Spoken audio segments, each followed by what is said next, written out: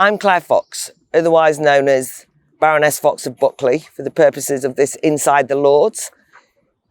But I'm also Claire Fox, former Brexit Party MEP and presently the director of the Academy of Ideas.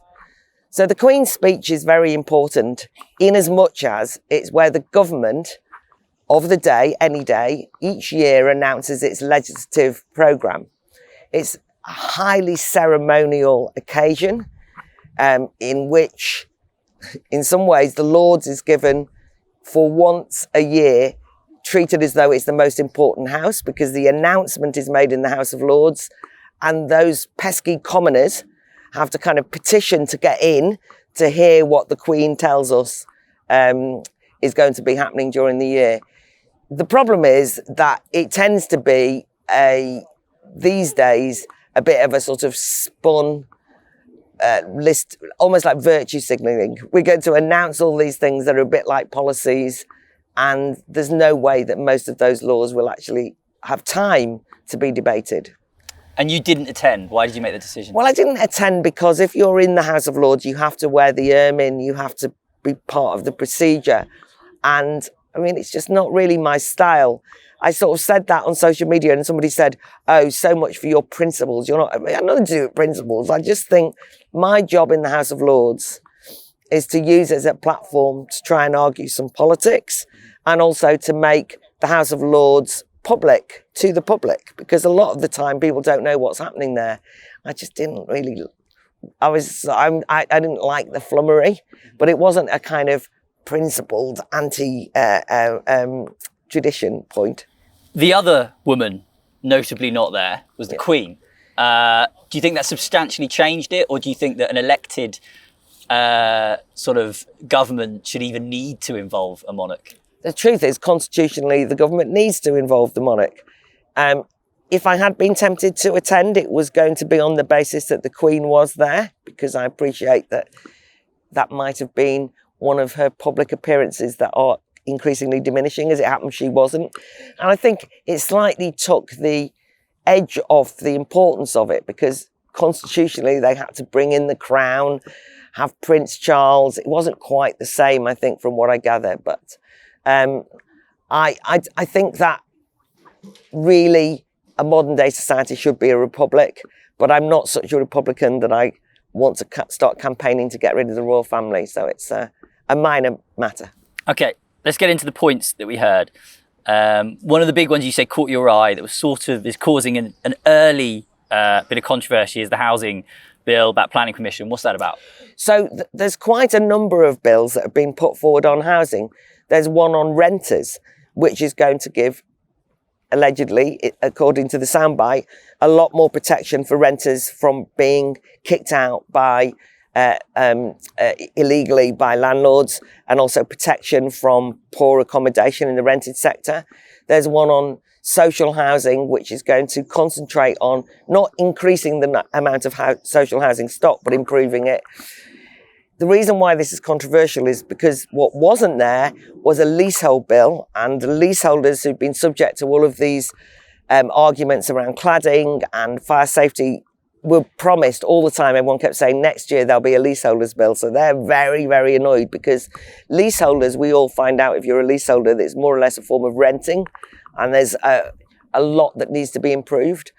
So people are very upset about that. And secondly, they have got rid of a planning bill, and that was undoubtedly through lobbying from Shire Tories and also a little bit of the environmentalism, green issue. So what's happened is there's a bit on planning that's been thrown into the Levelling Up bill under Michael Gove. And one of the headline features is that you will be able to vote in your local street about whether somebody has an extension.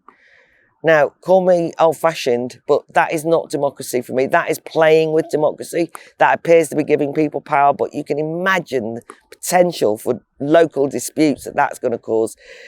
When we said take back control, it wasn't that kind of petty, fogging, NIMBYism that we meant. I certainly know what I meant. And the alleviation of planning laws, which would have really genuinely allowed more houses to be built, has been postponed. There are some radical measures a demand that all empty properties be filled and so on and so forth. But for me, it's not the commitment to wide-scale house building that I think we need at the moment. Okay, so back to taking back control. The Brexit is back in the headlines. The government could overturn elements of the Northern Ireland Protocol in just a few days, it's suggested. It was referred to euphemistically in the Queen's speech. What do you make of that? Is Brexit back on the agenda? Brexit is definitely back on the agenda, largely around Northern Ireland and the protocol, and the fact that effectively Northern Ireland will no longer be treated as part of the United Kingdom if things carry on. And this has caused huge tensions both within Northern Ireland and also between the government and the unionist community. And obviously it's back in the headlines because Sinn Féin, although they didn't numerically make a major increase in their votes, are the dominant party in Northern Ireland now. And if that happens in the south, you can see that the south of Ireland, which it looks like it will be in the future, there's going to be tensions. On the protocol itself, I thought it was significant that they didn't put it in the Queen's speech and just state categorically in the Queen's speech, we are bringing a bill in that will ensure that the protocol does not keep Northern Ireland under the jurisdiction of the European Union, which the UK left as a whole. However, it is something that all of us who have fought for Brexit want, regardless of what our views are on Ireland or a united Ireland. The truth is, democratically, the United Kingdom voted as a whole to leave the European Union. And the protocol stops that occurring. And the government have fudged and dithered and dathered on this. So if Liz Truss is true to her word and brings in a special bill that will cause chaos in the Lords, I mean, they will be up in arms, I'll be delighted. And it's democratically the right thing to do. It's just that I feel a little bit like I'll believe it when I see it. And why didn't they state it, not euphemistically, but explicitly in the Queen's speech? So fingers crossed, as they say. Tell us a little bit more about that anticipated struggle in the Lords. You're in a minority as a Brexiteer in the House of Lords, and a key issue like this, it's so key to getting Brexit fully across the line. How do you anticipate that battle coming, and how are you going to fight it? The Lords, I mean, one of the reasons why I'm so opposed to the Lords, even though I'm in it and I get the irony, is that during the whole period around 2016 onwards to 2019, the House of Lords did everything. They led the way almost in trying to overturn the referendum result. They used every trick in the book. They went far beyond their brief and their reach. And they genuinely tried to, unconstitutionally upend both the Commons, the elected part of Parliament, and, more importantly for me, popular sovereignty in that vote. So it's packed, stuffed full of not just Remain voters, but hardcore Remain enthusiasts, rejoiners now. And they are, all of them, openly talking about, they put international law above all other things. I mean, it drives me mad in every single debate. So you know that where they will argue that this is going to break an international treaty and lead to shame and disgrace of the UK and all of the usual arguments, and there'll be hours of speeches. That doesn't mean that they'll be able to stop it, though. They can just delay it. But ultimately, no matter what way you look at it, the Commons has the last word. And if it goes through the Commons, where I hope it will, and it should do, because the Conservative government, who voted, after all, were voted in to deliver Brexit, have the majority there. Okay, the other area of the Queen's speech that is sort of framed as taking the most of leaving the EU is sort of a British Bill of Rights. We can do that now. We're free to do that. What does that mean, and will it make improvements? Oh, I can't tell you. There's more nonsense being written about this in the press over the last couple of days, and I've been lobbied by every NGO you could think of, saying that the Tory government are abolishing human rights. The Tory government don't care about people's rights. They want to get rid of people's rights. But let me tell you something. The Human Rights Act, which was only brought in 1998, and believe it or not, we did have rights before Tony Blair's Human Rights Act, is a top-down mechanism for guaranteeing certain rights under the law. And often it amounts to the law courts and the judges having far too much power, in my view. Not the public, but them and the lawyers. So I think a Bill of Rights is an entirely appropriate and timely way of saying we've left the European Union, we no longer have to be accountable to the European cause of human rights, which is often what happens. And so what we're going to do now is we're going to design a modern Bill of Rights that guarantees freedoms, or, so-called. And I'll tell you why I'm a bit nervous about it is we've got to see the detail. When I say that, I've got no objection to a Bill of Rights. I also think it's part of a broader problem, which is the 38 bills. It seems to me that politicians these days do not believe that you can change things socially or politically unless you've got a piece of law about it. So when people say to me, well, we need a Bill of Rights, and Dominic Raab is going to have part of that Bill of Rights as a guarantee of free speech, I don't believe him, because just having it written down in a Bill of Rights means nothing. And that actually will tie us up with the law courts. I think there's a real problem when politicians only ever use the law and legislation to try and intimately police every aspect of our lives, societies, behaviour, economic development and so on. I think we should be able to do that beyond the law. So a Bill of Rights in a way institutionalises that it's a legal matter. But I certainly am not prepared to defend the Human Rights Act, because I think that really does need an overhaul. And talking about free speech and the government policing new areas, another bill that's come back from last year, something you campaigned on really strongly in the last Parliament, is the Online Safety Bill. It's back, they put it again. Is this a major threat to free speech online? And how will you be tackling that in the Lords in the coming year? So the Online Safety Bill is a perfect example of what goes wrong with legislation.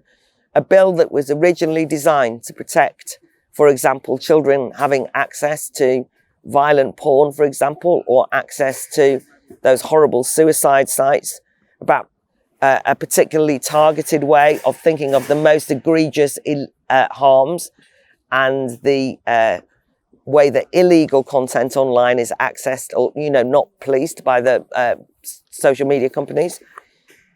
Yeah, we could all live with that, right? But oh no, it's become a major piece of legislation, which I think should be renamed, not the Online Safety Bill, but the Online Censorship Bill, because it is now threatening to effectively give power to big tech, threatens big tech, that if they don't remove legal but harmful, no definition of harmful, and harmful can be psychologically harmful, or misinformation, they'll not only be fined, but they'll be put in prison. So that is going to lead to the taking down of a wide range of material.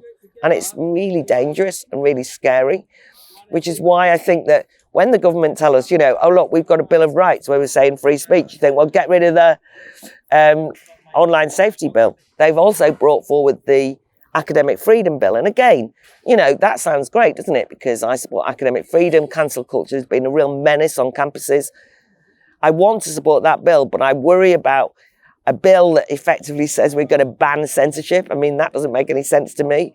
Anything that the law does always gets you tangled up, but also because the Online Safety Bill contradicts it.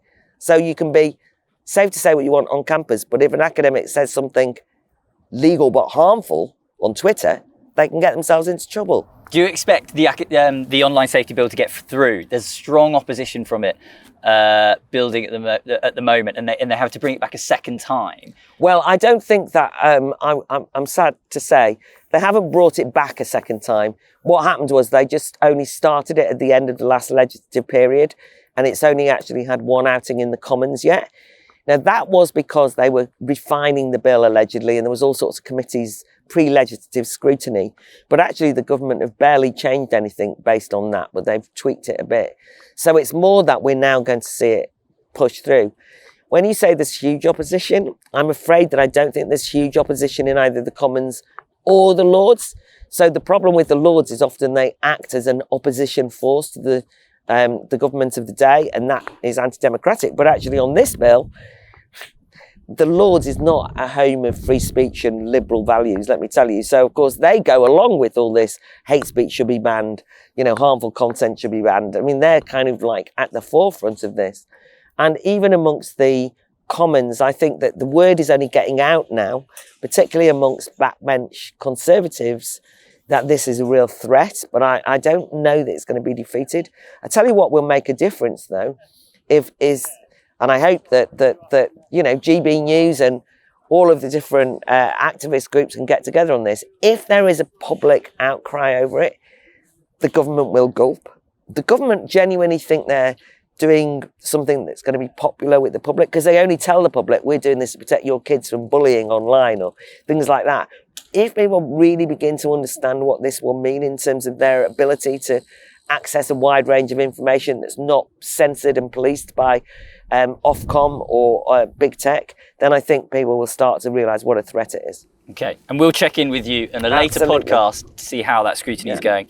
Another thing that's facing strong opposition, privatisation of Channel 4. There was a media bill contained within the Queen's speech. What do you make of that? Well, I mean, it's a sort of general overhaul of the media, a broadcasting bill. The Channel 4 privatisation is the sort of thing that gets the Lords very agitated, and already I've heard that that is going to be one of the things they fight to the death type thing. I mean, I'm not agitated by privatising Channel 4. It's not quite privatising it, but I'm not agitated about it. But I suppose that I'm always nervous about anything that narrows the media landscape. You know, I want Channel 4 to survive, so I don't want something to, I mean, not because I enjoy it particularly, but because I want as diverse a range of media broadcasting outlets as possible. But it's part of a programme in which what happens is the government does something that it thinks is pretty popular. There's then an outcry from, particularly in the House of Lords, where they all go on and say, this is, you're accommodating to populism. You know, you do think, well, populism might be something that's popular. And you know, you can't just get away. Populism is their word for the electorate.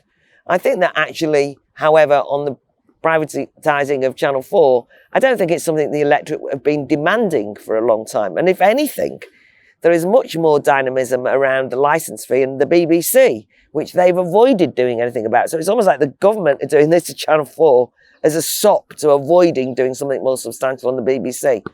I'm not saying I agree with that licence fee point, but we know that that's a popular campaign. Okay. The Public Order Bill. The headline yesterday was the government's going to ban people gluing themselves and tying themselves to things as a form of protest. You've taken a strong line of that. Talk us through it. Well, the first thing to say is that the reason why this bill has come back tells you something about the procedure. So what happened was the police and crime bill, which became a monstrous bill, and we call them Christmas tree bills because it means everybody hangs their particular bauble off the bill. Out of nowhere, literally late one night, very late on in the debates around the police and crime bill, the government introduced, I think it was 33 amendments on public order, which were targeting particularly Extinction Rebellion style activity. And that was a completely wrong thing to do. It hadn't been through the Commons, it came out of nowhere, and they were trying to kind of shunt it through. I mean, literally late at night, so a vote would go, and there was a rebellion. And actually, in that instance, I agreed with the Lords' rebellion. And it fell because they'd only introduced it at the Lords. And if you introduce it at the Lords, it can lose in the Lords. So it never even gone through the Commons. Now they've done something far more sensible from their point of view, which is they've created a discrete bill of those amendments, which at least means it can be debated properly by everyone. You say that I've been really opposed to it, and I have, but I'm more anxious about this because I was arguing against it on the basis that they were undemocratically shunting it on the end of a bill. I know that there is widespread concern, and rightly so, about some of the tactics of the Extinction Rebellion style anti-democratic. They're not even protests. I mean, they're attempts at disrupting life. But what's problematic? So I can understand you can say, well, there should be an offence against gluing on or whatever. And that makes sense because at the moment the police find it a bit hard to use the legislation they've got to deal with that. But there's whole swathes of really nasty stuff in that new bill now, because, for example, they're going to have protest prevention orders that will actually stop people attending demonstrations. Now they haven't written in, and this applies to Extinction Rebellion. I mean, you could be going to a demonstration against the online safety bill. You could be going to a demonstration in support of the unionists opposing the protocol. I mean, you could all be given one of these. They were introducing stop and search without explanation. Now, stop and search is entirely appropriate if you think that somebody's got a knife or a gun or going to plant a bomb. But stop and search to see if you've got a bike chain in case you might be using that bike chain to stick yourself onto a railing. It's obvious if that goes in the law, it's very dangerous. And also, when they say that they're going to stop any of the infrastructure being disrupted, I understand why the government is saying that. But again, we have to make sure it's proportionate. My problem with a lot of these demonstrations is that the police have a huge swathe of powers already under public order rules that have gone through that are really quite draconian if you read them, and they don't apply them. So I want them to apply the laws we do have rather than bringing in a whole range of new laws that can be used against everybody and anybody, but using the understandable frustration that ordinary people have about the fact that the M25 is blocked, or that they stop newspapers being delivered. If you remember, they did that, which was a complete assault on press freedom.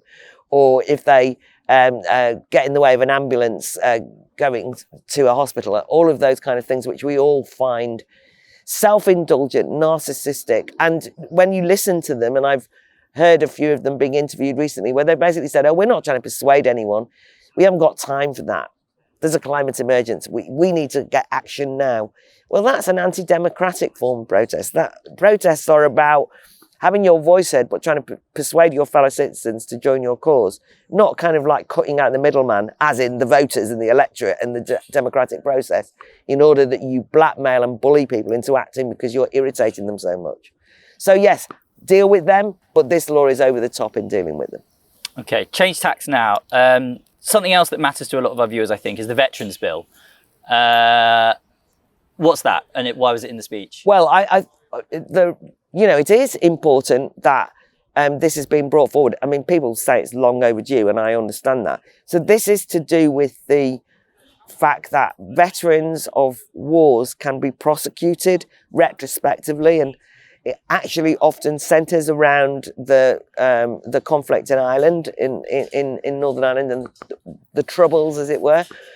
Because, as you'll know, there's been arguments about whether the people involved in Bloody Sunday should be prosecuted, whether people who might have been involved in activities which, when you look back on it, were less than savoury and probably less than legal at the time. Now, as far as I'm concerned, by the way, there should be a widespread amnesty on all of those things. I mean, there is no point talking about the fact that you had the Good Friday Agreement and you brought in the peace agreement and that the war is over and we should all move on, and then saying, but we're going to drag it on and on and on and on and on by prosecuting people from that period in time. And I understand why veterans particularly feel furious about that. I do understand, right, if you were a family who had somebody shot in Bloody Sunday, that you somehow feel that you want people to know what happened. But I think we had the Bloody Sunday inquiry and it made it clear what happened. But the prosecution of individual veterans is completely disproportionate. So at last, the government are saying that won't happen if this bill goes through. Okay, good. We've also got measures to help facilitate trade deals with Australia and New Zealand. Is this a more positive takeaway? Yeah, look, there's some bits of the Queen's speech, of course, but you don't really need to legislate on it. I mean, these are trade deals. And in fact, one of the mistakes, I saw people yesterday complaining, where is it in the Queen's speech that they're tackling the immediate problems of the house of living crisis? Well, these are bills, laws that take ages to go through the cycle. What you want is policy. You don't need a law to have policy. So I think sometimes that's why I mean about it being like virtue signalling. They kind of just like threw these in. Oh, by the way, we'll do this as this with the trade deals. I mean, the trade deals should be happening anyway. You don't need to have a big legal announcement about it. But yes, there are positive things and there's tidying up that can be done. One thing that we haven't talked about, of course, is the Brexit bill. It's the idea that we're going to be able to get rid of retained EU law. And, 3 cheers for that. Because when we left the European Union, automatically all the EU laws had to be brought into the UK's legal system. Because, it would show you how dependent we were on the EU, that so much of our legal framework was designed somewhere else, in Brussels. So now that's all come back. But the problem is that we don't want a lot of those laws. And the idea is they're going to go through them systematically and say, we don't need that, or we'll update it so it's a UK version. GDPR is likely to go, which is exciting and long overdue. The reason why I think this is a bit of a missed opportunity, though, was David Frost, Lord Frost, when he was the Brexit minister, actually said that it would be an opportunity to really have wide-scale public debate about those laws and sort of, take back control. Was about the electorate and the public feeling that they were more involved in, not just feeling it, but were more involved in designing the kind of society we lived in. Whereas sadly, that seems to have gone with Lord Frost. And so what they're saying is it's going to be done by committee and secondary legislation. And secondary legislation means that there won't be much of a debate on any of them. So the Remainers are up in arms. I'm not bothered that it's happening, but I wish that there'd been more of an opportunity to have public debates on these issues. Okay. One of the specific bits of EU law that was included as throwing out in the Queen's speech is genetic technology, they're calling it, or gene editing. So that's one example of a bit of an EU ban or EU legislation we can get rid of. Is there any others that you want to see go? Well, as I say, there's GDPR. Oh God, there's loads. But the GDPR is the headline is word GDPR and GM crops. But there's lots of minor pieces of legislation. And the problem is that, I think that a lot of the environmental regulations have been completely disastrous. The whole framing of everything through the precautionary principle. Sadly, we've domesticated that, which means that the UK government, without the EU interfering at all, have brought in a lot of those precautionary principle environmental rules themselves. So, we now just can't blame the EU, and at least we can hold them to account for it. But it's not good. On the genetic engineering, by the way, that's a great step forward, though, because GM crops and GM, it really could be a lifesaver. We're worrying about, we talk about cost of living crisis, but we're also talking about the problems of, for example, grain leaving Ukraine because of the war, and the fact that so many parts of the developing world could starve to death, and there being food shortages all around the world. Well, the whole point about GM technology when it comes to crops is that you can grow far more, far easier. And we've never been able to do it in the UK, even though, in fact, many scientists in the UK have said we should be able to do it. But it was the fact that we were in the EU that held us back. So I think this is a big step forward. Brilliant. Okay, another thing the government are really keen to talk about this morning is the fact that they're going to ban foreign spies operating in the country. Is that a meaningful sort of legal change? There's a lot of people pointing out they're not spending more on defence, but they are waving around this new law to talk tough on sort of defence. Is it sabre rattling? I think to a certain extent it is sabre rattling, is it? I mean, they're banning foreign spies. Well, we do ban it's not like as though we've sort of up until now had an open door policy for foreign spies, right? I mean, foreign spies are not meant to be spying here, right? But we all know they do it. What you really need to do is not make a bill declaring we will deal with you more harshly, but have better intelligence on the ground so you can find out who they are. I mean, one of the problems is that we have at the moment a situation whereby the secret services are, do not seem to me to spend enough time acting in secret behind the closed doors, finding out, whether there's a threat from anything from radical Islamists, in terms of a threat to life and limb. Instead, they've got this kind of very public prevent policy, which is a complete waste of time. Whereas what they really need to do is know what's going on behind the scenes. But when it comes to spying for foreign countries, and we haven't got enough speakers of foreign languages working for the Foreign Office, all sorts of practical things like that. So I do tend to think that a bill that says we're going to be harder on foreign spies is not going to deter spies. I mean, and doesn't feel to me as though it's quite addressing the problem. I suppose I sometimes think that legislation is being used to put pressure on the civil service behind the scenes by making a public declaration so that you can then say, look, we've told everyone we're going to be harder on them, so do your job. But really the problem is much more deep-rooted, which is why aren't we doing that job, really? On the defence spending, by the way, that is quite shocking, I think. Not because I'm a great, we need to militarise and, arm ourselves to the teeth. I just was surprised that more money wasn't put in. But I mean, there is something which the government said. I don't agree with the government on so many issues. But one thing that I've heard them say, which I'm actually convinced by, is when they say, we're not going to be able to ensure that absolutely nobody suffers what looks to be a stagflation and a major recession. I think that's right. I also think, and there will be pain in this period ahead economically, and therefore you can't just keep behaving as though we haven't gone through the last 2 years in terms of the economy being closed down, and they should be held to account for that. But as it happens, the Labour Party and the Lib Dems and everybody else thought we should close down the economy as well. I didn't, and a lot of people always said there will be a huge price to pay for this. But even before the lockdown period, economic sluggishness was a real factor. Productivity was very slow. And so I think that we really are facing a very difficult time.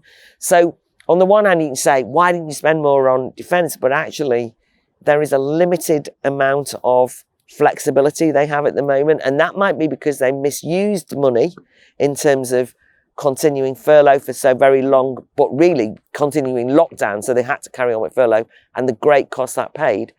But nonetheless, I think that one has to be realistic and know hard times ahead. Now, then you can say, how are we going to fight it? And that's where we'll join trade unions and fight back and say, we shouldn't suffer disproportionately. And that's all fair enough. But I just think the government we got too used to saying to the government, in a way, you've got to look after us, and everybody kind of goes to the government. And if anything, I think often it's the government that gets in the way of innovation and development and entrepreneurialism and so on. So you've got to get a balance. On the cost of living quickly, a lot of Tories this morning are saying, actually what we need is an emergency budget to deal with the cost of living crisis. And the only realistic way they can help people is bring down taxes. Yeah. You're saying maybe not. Well, I do think that they need an emergency budget, by the way. I mean, I think the point is that's why those people saying, why wasn't it in the legislative programme in the Queen's speech, think, well, what's the point in doing that?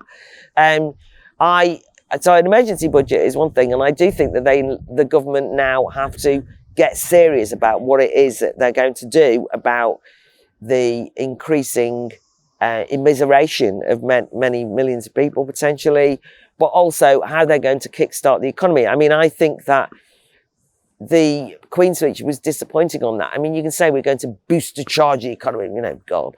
I mean, that really is boosterism, right? I mean, what are the details? Why aren't they, when they say we're going to create more jobs, where, how, what? I mean, that's something that actually a budget might be able to do. Now, whether the way that you do this is by cutting, I'm not opposed to cutting taxes, but I just think that's the least imaginative. That's why the Tory backbenchers say it all the time. It's like, reduce taxes. I mean, that's not all that you can do. I mean, you could say that you're going to just, create massive jobs now. You could go in and say, we're going to open every, for example, potential fracking site, create jobs, potentially a new source of energy, develop a dynamic region, a region around, for example, shale gas, then say we're going to build the houses there. So that's another bit of jobs. I mean, that might, and the infrastructure that you need, build new towns. Now that's me saying state spending. But I think it's state spending with a purpose, not just sort of going, people are poor, what are you going to do to help? I think actually it probably was a mistake that they didn't reintroduce, although no, it would cost a fortune, the £20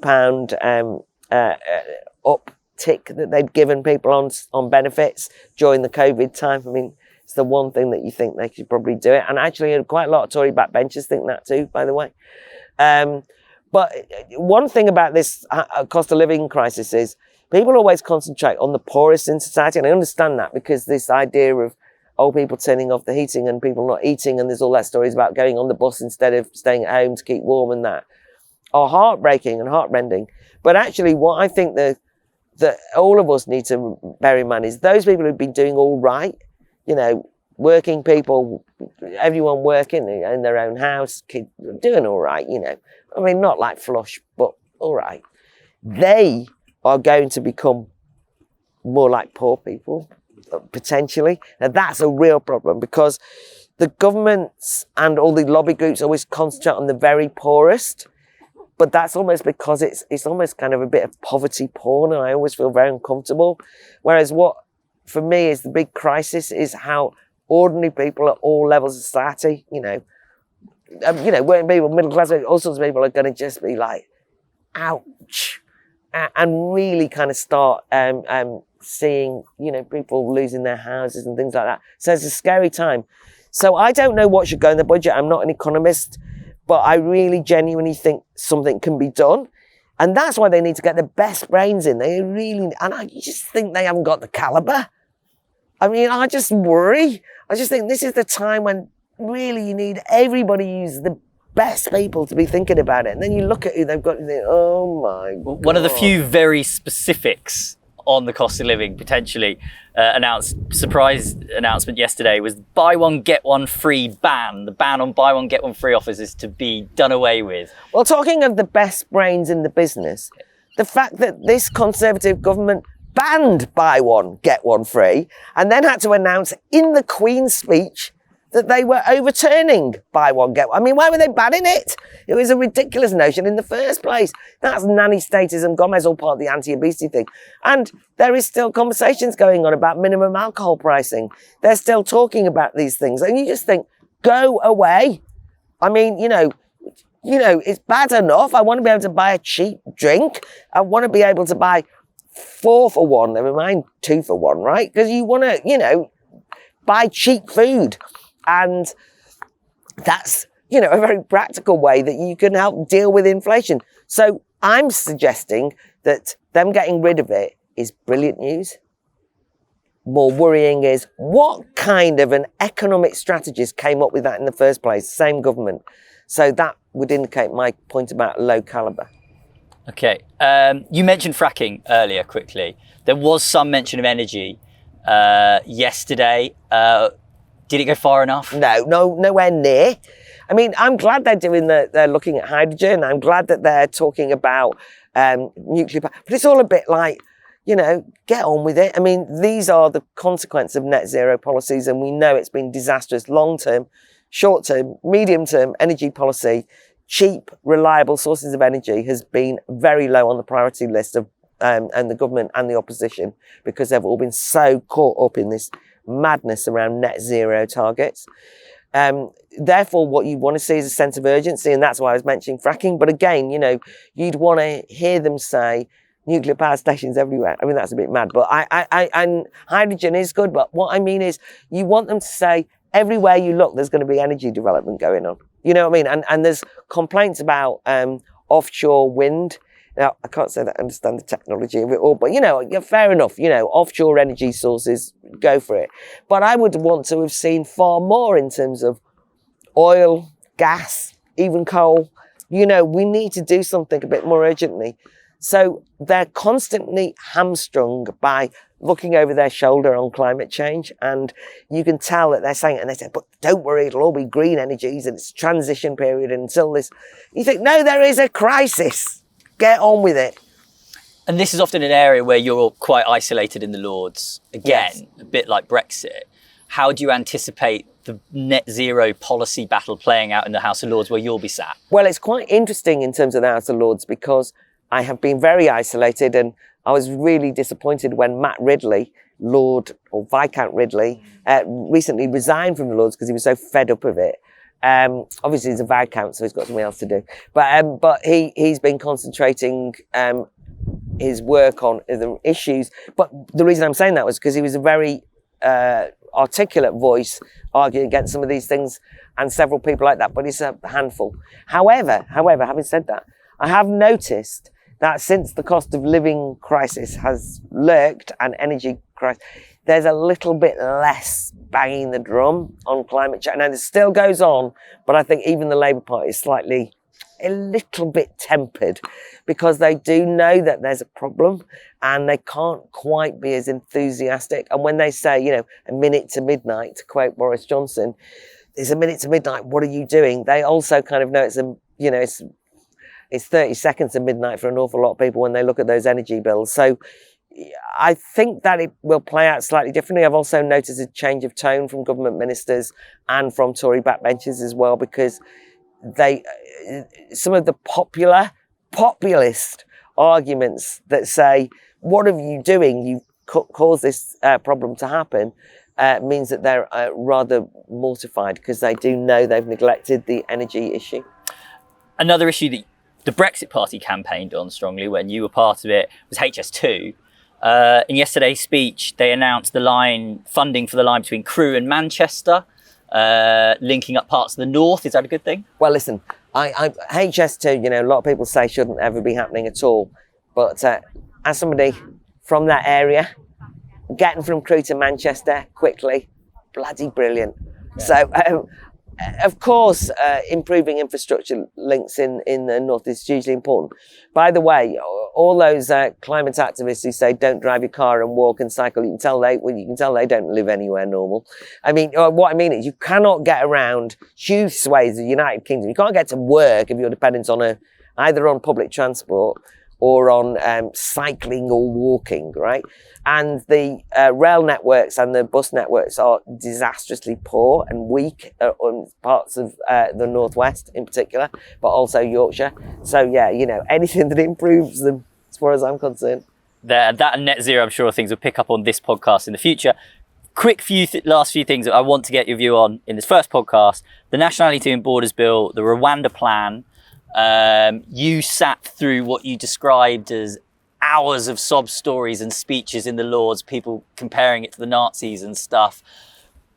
How's that going to play out in the Lords this legislative year? And is the Rwanda plan any good? Well, I think the problem is that with the Nationality and Borders Bill, all of the energy was posed on put yourself in the shoes of a refugee turning up on, in one of those boats, or somebody seeking asylum. And I actually made a speech at one point and I said, do you want to put yourself in the shoes of people who are British citizens who look at the way that the borders are not controlled? I mean, for once, put yourself in the shoes of somebody else. And British citizens, despite the way they like to describe them, are not just white people, although the majority are. I think apologetic about that, but it's British citizens of all ethnicities who do not want their national borders to be egregiously breached in the way that we've seen. The Rwanda plan is problematic for two reasons. I think that offshore processing is one thing, but effectively deporting people and saying, even if we decide that you do deserve asylum, you can't live here, seems to me to be pretty grim, to be frank. But I understand that it's at least the government trying to do something, and I'm just not convinced the Rwanda plan is it. And so this is where you kind of end up worrying that it's just kind of like a headline story and it's not really going to work. But the other thing that's really driving me mad is that during that Nationality and Borders Bill, there was this endless hours of discussion about whether the Nationality and Borders Bill complied with the 1953 Refugee Convention. I actually was one of the few people who argued maybe we should get rid of the 1953 Refugee Convention and develop our own attempt at understanding how we would deal with refugees and asylum seekers. But anyway, that went down badly. Eventually, and the government didn't have the courage to just say, we'll get rid of it. What they said was, no, everything in this bill complies with international law. So that's eventually gets passed because that's what happens in the end. The laws have to give way. Now, the Rwanda scheme comes up and all the international lawyers are out saying it does not comply. And instead of the government going, well, we don't care, we're doing it anyway, they say, well, we're just waiting to find out whether the law courts can sort it out. So, in fact, the government are playing to the tune of the legal eagles, as it were, and that's what drives me mad. It's like another excuse all the time. However, I think that the issue of control of borders has to be tackled somehow, even though I think the Rwanda solution is a very limited one and more headline than positive policy. But I didn't vote against it. Okay, and then we made it through nearly the whole podcast without mentioning Beergate/Partygate, but I will ask about it in relation to the local elections as well. What happened in the local elections? What's the takeaway for the government? And Keir Starmer being investigated by Durham Police, which was announced just after the elections as well. Should he resign? So on Beergate and Partygate, two things to note. The local elections were neither, this is not original, were neither bad enough for the Conservatives to make a big enough difference, and for the Labour Party were not good enough to make too much of a difference. And there was a huge disengagement with some very low turnout figures in some areas. And it is significant that some of the smaller parties made no breakthroughs at all. There's some voting of independents, but the majority thing was just not voting and punishing the main parties or punishing the Tories that way. It is a factor, but I tell you why it drives me mad, is because I want both the government and the Labour opposition and the Lib Dems to be absolutely held to account for the bringing in of the lockdown rules that were unnecessary and disproportionate. I don't mean all of them, I mean the majority of them, and the suspension of civil liberties and the closing down of the economy and the way that this has damaged the health of people who had non-COVID illnesses, all of the things which are well rehearsed by everyone else. My problem about concentrating on Beergate and Partygate is it makes out that the breaking of the rules was the problem, whereas the problem for me was the rules. And I do understand that people are furious and mad about the hypocrisy and the double standards of one rule for them. Get all that, right? I have, of course, like everyone else, certainly Schadenfreude in Keir Starmer being done. You know, it's like you just think, oh, well, it says you haven't been so morally, standing on the high ground, and now we find out you've been up to it. But I just don't want that to be the focus, and I actually think increasingly the electorate don't want that. I mean, I just think voters just want us to move on from that. However, Keir Starmer has not been able to enjoy any possibility of crowing about how well Labour did in local elections because of what's happened. I think it's sanctimonious. I'm more principled than anyone else and I will resign if I get an FPN. Slightly backfired. No, Mr. Rules indeed. I mean, this is a man who thinks that principles to do with rules. It's the only thing he's got. And to go back to the Queen's speech, it was devoid of big ideas. It's not, I mean, we've managed to talk about it for a long time, but actually there was nothing very exciting, nothing very meaty. Nothing. And think about the period we face. Post-Brexit, post-lockdown, war in Europe. This requires the big beasts of politics and the big ideas and the big forward-looking, daring, risk-taking politicians. And what have we got? I mean, pygmies, really. I mean, they're just not up to it. And I include myself, of course. Perfect one to end on there. We will check in with you in about 2 weeks to see how your fight for freedom in the House of Lords is going. Do you want to quickly just tell people where they can follow you on Facebook and catch up on other updates from the House of Lords?